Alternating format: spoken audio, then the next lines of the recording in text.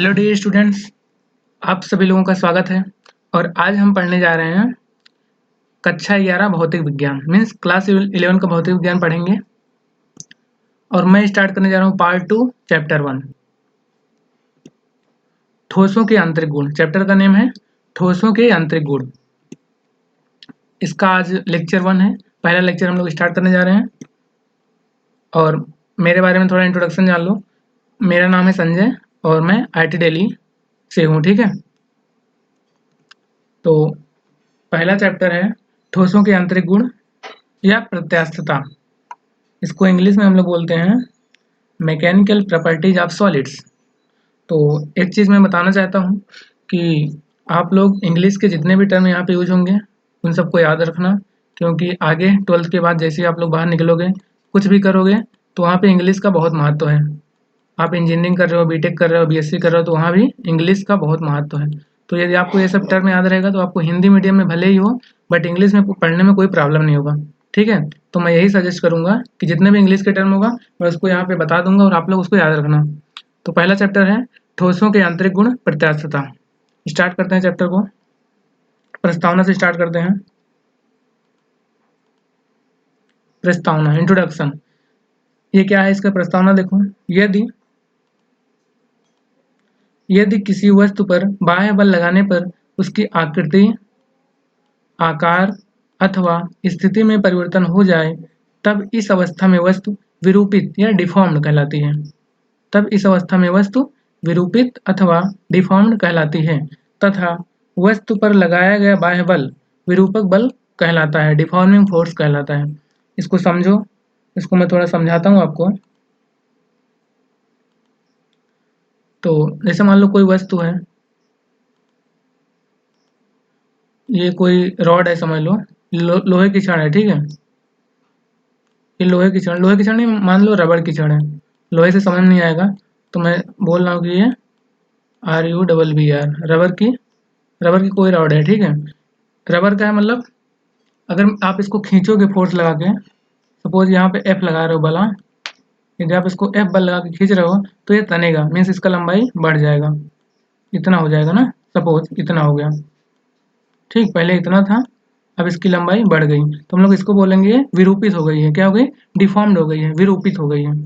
और जब आप बल को अभी खींचे हो ना यहाँ पे, तो ऐसा दिख रहा है। यदि आप बल को हटा लोगे तो ये पुनः क्या होगा? अपनी अवस्था में आ जाएगा, मीन्स पुनः इसकी लंबाई इतना ही हो जाएगा। ठीक है, प्रत्यास्थता इसमें हम लोग यही समझ रहे हैं कि कोई भी वस्तु है, इसको आप यदि बल लगा के खींचोगे तो इसकी लंबाई बढ़ेगी। ठीक, लंबाई बढ़ रही तो इसको हम लोग बोलेंगे विरूपित अवस्था में है।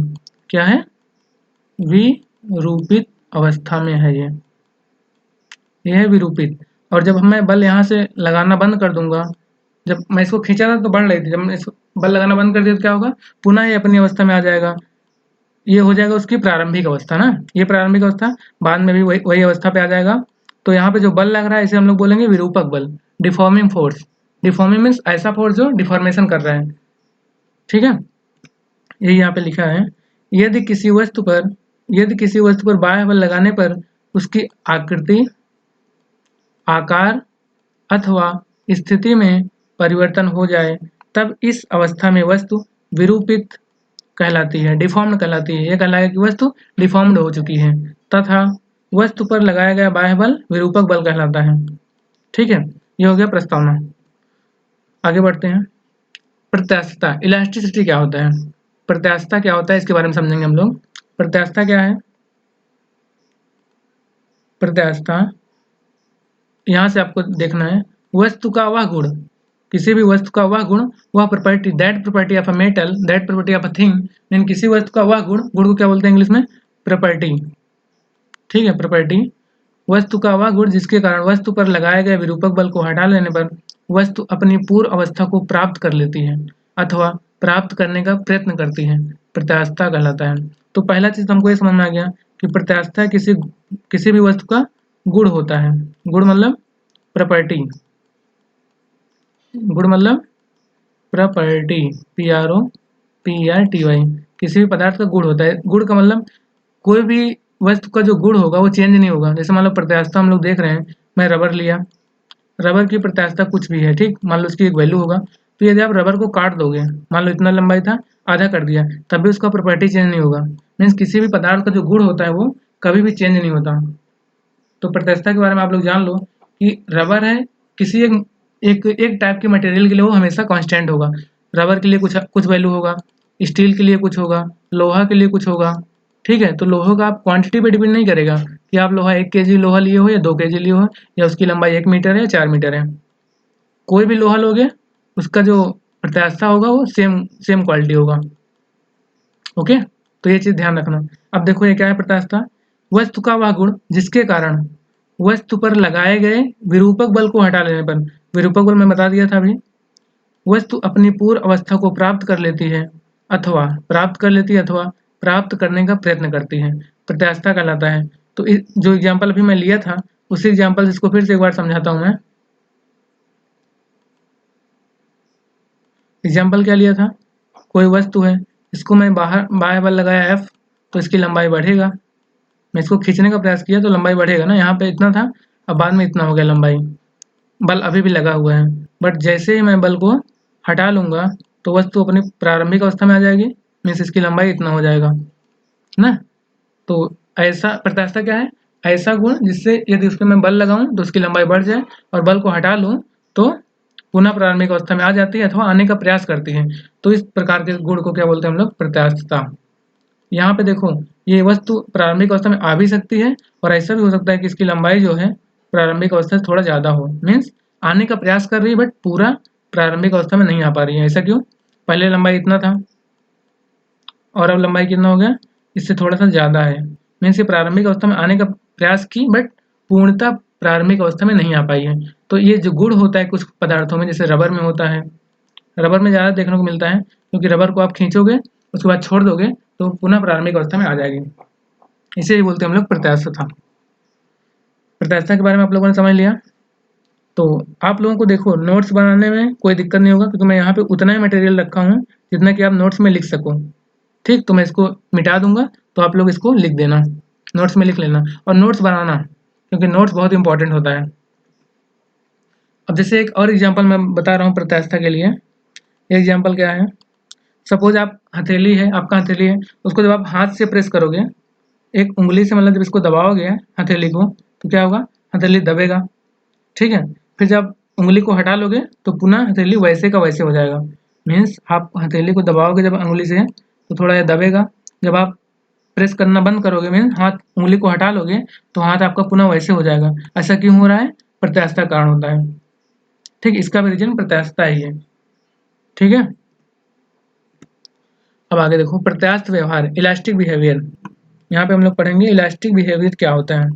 प्रत्यास्थ व्यवहार, प्रत्यास्थता के गुण के आधार पर वस्तुओं को 3 भागों में बांटा जा सकता है। कितने भागों में, 3 भागों में।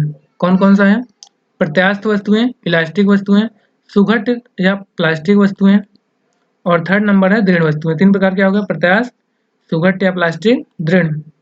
ठीक है, ये 3 प्रकार हो गया, इसको याद रखना आप लोग, प्रत्यास्थ वस्तुएं, सुघट या प्लास्टिक वस्तुएं, दृढ़ वस्तुएं। अब देखो प्रत्यास्थ वस्तुएं क्या होती हैं। प्रत्यास्थ वस्तुएं, प्रत्यास्थ वस्तुएं, इलास्टिक बॉडीज, इसको हम लोग पढ़ेंगे इलास्टिक बॉडीज। ऐसी वस्तुएं जो विरूपक बल को हटा लेने पर अपनी पूर्व अवस्था को पूर्णतः प्राप्त कर लेती हैं। यहाँ पे ये इंपॉर्टेंट टर्म है, पूर्णतः। अभी आपने क्या पढ़ा, किसी वस्तु पे जब आप बल लगाओगे और उस बल को हटा लोगे तो वस्तु अपनी अवस्था में पुनः आ जाएगी या आने का प्रयास करेगी। तो यही बोला गया है, यदि वस्तु पूर्णतः अपनी पूर्व अवस्था को प्राप्त कर लेती हैं तो ऐसी वस्तुएं पूर्ण प्रत्यास्थ कहलाती हैं, परफेक्टली इलास्टिक बॉडीज कहलाती हैं। ठीक है, वास्तव में कोई भी वस्तु पूर्णतः प्रत्यास्थ नहीं है।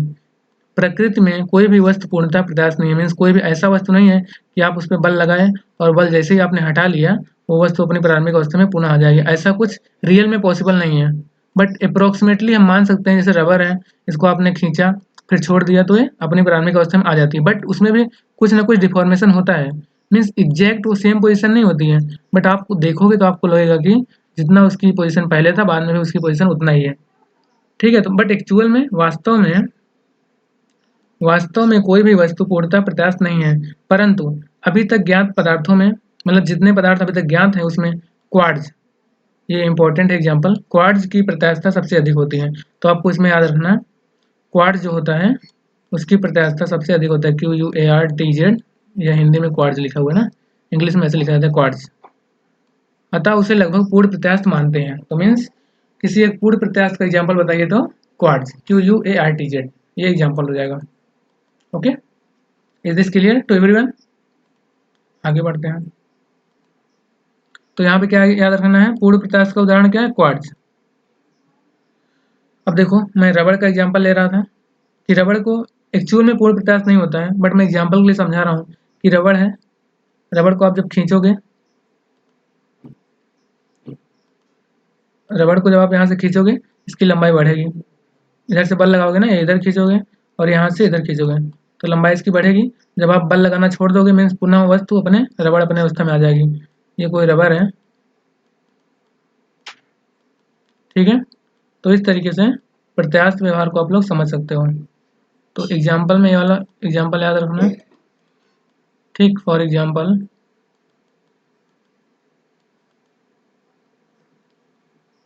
आगे बढ़ते हैं। सुघट्य या प्लास्टिक वस्तुएं, सुघट्य या प्लास्टिक वस्तुएं, जैसे वहां पे था किसी वस्तु पे बल लगाया, बल को हटा लिया तो वस्तु पूर्णतः प्रारंभिक अवस्था में आ गई, तो उसे हम लोग बोलते थे सुघट, सॉरी, प्रत्यास्थ वस्तुएं। बट यहाँ पे क्या है, सुघट्य या प्लास्टिक वस्तु का डिफिनेशन है, प्लास्टिक बॉडीज ऐसी वस्तुएं जो विरूपक बल को हटा लेने पर अपनी पूर्व अवस्था की ओर लौटने का प्रयत्न नहीं करती हैं, लौटने का प्रयत्न नहीं करती हैं तथा अस्थायी रूप से अपनी विरूपित अवस्था में ही बनी रहती हैं, तथा अस्थायी रूप से अपनी विरूपित अवस्था में बनी रहती हैं। पूर्ण सुघट्य, पूर्ण सुघट्य परफेक्टली प्लास्टिक कहलाती हैं, ठीक है। ऐसी वस्तुएं जिस पे आपने बल लगाया और खींचा तो वो क्या है, प्रारंभिक अवस्था में ही बनी रहती हैं, वो अपनी मीन्स प्रारंभिक अवस्था में आने का प्रयास नहीं करती हैं। फिर से देख लो इसको, सुघट्य प्लास्टिक वस्तुएं ऐसी वस्तुएं जो विरूपक बल को हटा लेने पर अपनी पूर्व अवस्था की ओर लौटने का प्रयत्न नहीं करती हैं। मान लो इतना था, इसको जब आपने बल लगा खींचा तो ये इतना हो गया, और बल आप हटा दिए तब भी वस्तु इतना ही है, मीन्स प्रारंभिक अवस्था में आने का प्रयास नहीं करती हैं, यहाँ पे आने का प्रयास नहीं करेंगी। तो ऐसी वस्तुओं को बोलेंगे हम लोग सुघट्य या प्लास्टिक वस्तुएं, ठीक है। पूर्ण सुघट्य वस्तुएं कहलाती हैं। मोम, मोम और गीली मिट्टी, गीली मिट्टी को लगभग पूर्ण प्लास्टिक मान सकते हैं। गीली मिट्टी मतलब जैसे गीली मिट्टी है, आपने उस पर दबाया, थोड़ा सा उंगली से दबाया तो क्या होगा, वो ऊपर नहीं आएगा, मीन्स आप उसमें उंगली धसाओगे तो उंगली धस जाएगी, बट फिर जब आप उंगली को हटा लोगे तो वो अपनी पूर्व अवस्था में नहीं आएगी। तो ऐसी वस्तुओं को हम लोग बोलेंगे सुघट्य या प्लास्टिक वस्तुएं। इसका एग्जाम्पल देख लिया, मोम या गीली मिट्टी। दृढ़ वस्तुएं, ऐसी वस्तुएं, रिजिड बॉडीज ऐसी वस्तुएं जिनकी अपनी एक निश्चित आकृति एवं आकार हो, निश्चित आकृति एवं आकार हो तथा उन पर बाह्य बल लगाने पर, उन पर बाह्य बल लगाने पर उसके कणों के बीच सापेक्ष दूरियों में कोई परिवर्तन न हो, उसके कणों के बीच सापेक्ष दूरियों में कोई परिवर्तन न हो, दृढ़ वस्तुएं कहलाती हैं। मीन्स ऐसी वस्तुएं, वास्तव में प्रकृति में कोई भी वस्तु पूर्णतः दृढ़ नहीं है। मीन्स कोई भी वस्तु ऐसा नहीं है कि आप उस पर फोर्स लगाओ और वो डिफॉर्म्ड ना हो। मीन्स कोई भी वस्तु हो उस पर आप जब फोर्स लगाओगे थोड़ा ना थोड़ा उसमें डिफॉर्मेशन जरूर होगा, विरूपण जरूर होगा, ठीक है। तो दृढ़ वस्तुएं, प्रकृति में कोई भी वस्तुएं एक्चुअल में दृढ़ नहीं है, समझ लिए। दृढ़ वस्तुएं क्या होती हैं, ऐसी वस्तुएं जिनकी अपनी एक निश्चित आकृति एवं आकार हो तथा उन पर बाह्य बल लगाने पर उनके कणों के बीच की सापेक्ष दूरियों में कोई परिवर्तन न हो। मीन्स कण जैसे के जैसे हैं वैसे ही पड़े रहेंगे। सपोज कोई ये सॉलिड बॉडी है और इस तरीके से कि आप इस पर फोर्स लगा रहे हो तो ये ऐसे का ऐसे है, मीन्स इसमें कोई डिफॉर्मेशन नहीं हो रहा है, तो आप बोल सकते हो कि ये दृढ़ वस्तु है। बट प्रैक्टिकल में, प्रकृति में कोई भी वस्तु ऐसा नहीं है जो पूर्णतः दृढ़ हो। मान लो इस पर 10 न्यूटन का बल लगा रहे हो, डिफॉर्म नहीं हो रहा है, मैं इस पर 100 न्यूटन का बल लगाऊंगा तो शायद ये टूट जाए, टुकड़ा टुकड़ा हो जाए। ओके, तो ये होगा डेफिनेशन इसका।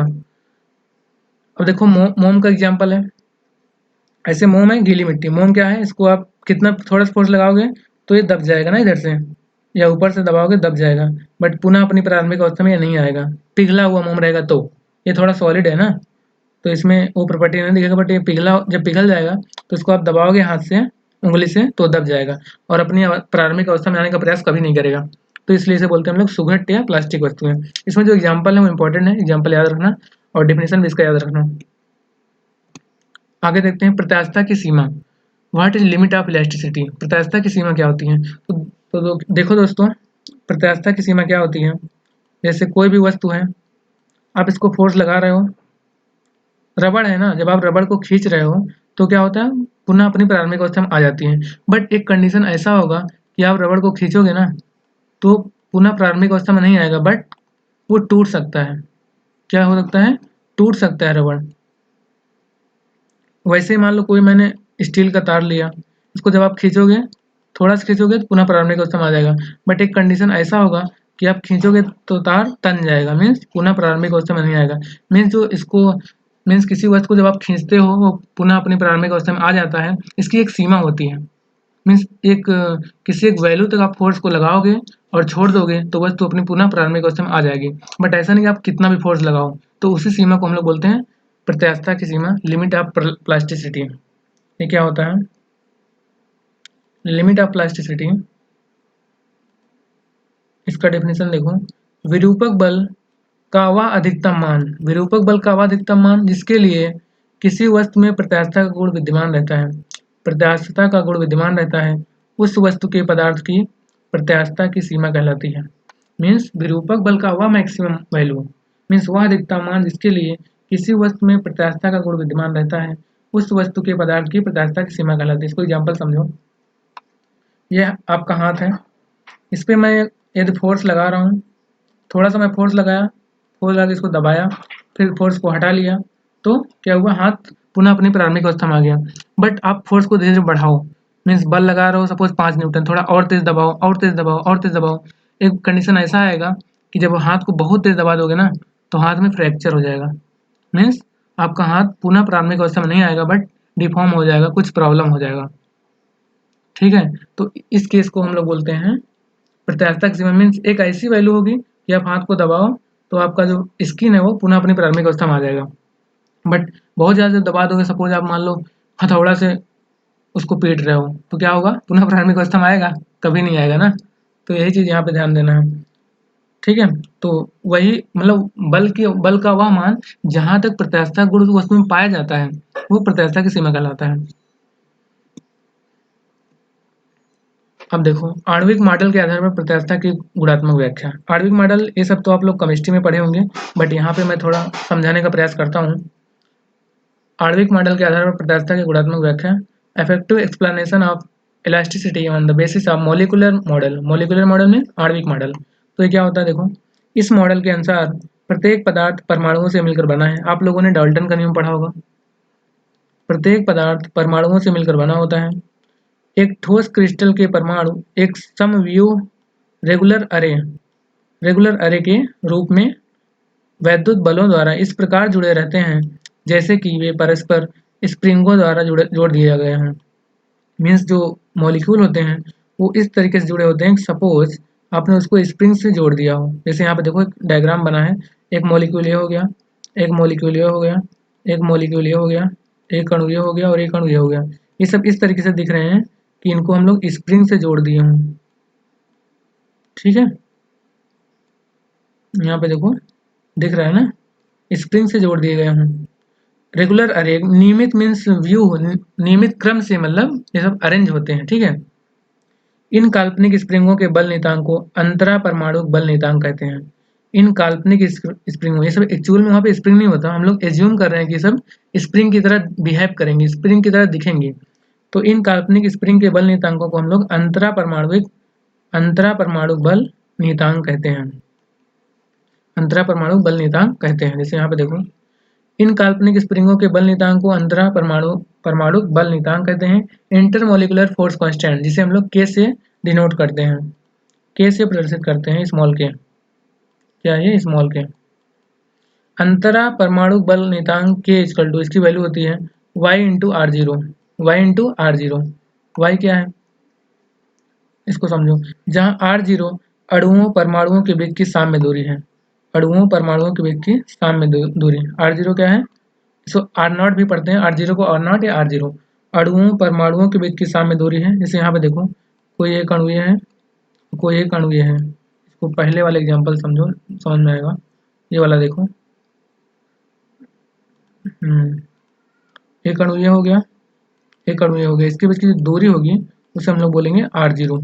ये लिखा हुआ है ना r0, ये r0 परमाणुओं के बीच की दूरी है, ठीक है। r0 परमाणुओं के बीच की दूरी है। और y क्या है? पदार्थ का यंग प्रत्यास्थता गुणांक। आगे पढ़ोगे क्या होता है यंग प्रत्यास्थता गुणांक। तो यदि आपको y की वैल्यू पता हो, r0 की वैल्यू पता हो, तो अंतरा परमाणु बल नियतांक आप यहाँ से निकाल सकते हो, ठीक है, समझ में आया।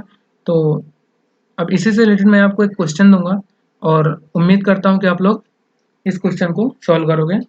और इस क्वेश्चन को आप लोग ट्राई करना सॉल्व करने के लिए, और क्वेश्चन को सॉल्व करके इसका आंसर कमेंट बॉक्स में प्रोवाइड कर देना। और नेक्स्ट वीडियो में मैं इसका सोल्यूशन प्रोवाइड करूँगा आपको, ठीक है। यदि आपको मेरा वीडियो अच्छा लगा हो तो चैनल को सब्सक्राइब कर देना, वीडियो को लाइक कर देना और कमेंट कर देना, और आपके जितने भी दोस्त लोग हों सबके साथ शेयर कर देना, जिससे कि उनको भी फ़ायदा मिले। क्योंकि वीडियो को बनाने में काफ़ी मेहनत किया गया है, पूरा इसको डिज़ाइन किया गया है अच्छे तरीके से, ताकि आपको जितना भी कंटेंट है मैं प्रोवाइड कर सकूँ और आपको नोट्स बनाने में कोई दिक्कत ना हो। और मैं अपना पूरा प्रयास कर रहा हूँ कि आपको समझ में आए। और आपको जो डाउट होगा, मेरा एक व्हाट्सएप ग्रुप है, उसका लिंक मैंने डिस्क्रिप्शन बॉक्स में प्रोवाइड कर दिया है, तो उस व्हाट्सएप ग्रुप को ज्वाइन करो और वहाँ पे जो भी डाउट हो, डाउट को पूछो। वहाँ पे मैं सारे वीडियोज़ का लिंक भी भेजता रहूँगा, ठीक है। तो बस इस आज के लेक्चर के लिए इतना ही पर्याप्त है। धन्यवाद।